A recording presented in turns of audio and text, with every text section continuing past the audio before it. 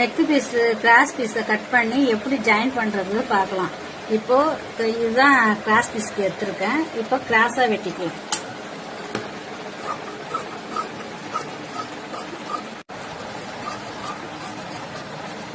இருக்கும் அதை இப்படி இந்த பக்கம் வச்சு இப்படி கிராஸ் பண்ணி தைக்கணும். சில பேர் என்ன பண்ணுவாங்க, நேரா வச்சு கட் பண்ணி தைப்பாங்க.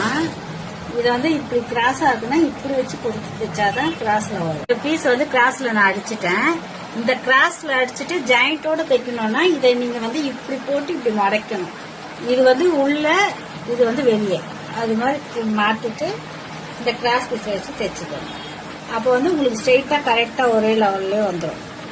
டிசைனா இருக்கிறதுனால நீங்க இல்டா சில்டெல்லாம் பார்த்து தைக்கணும். இதே இதுவா இருந்ததுன்னா இதை இப்படி வச்சு இப்படி மடக்கணும்.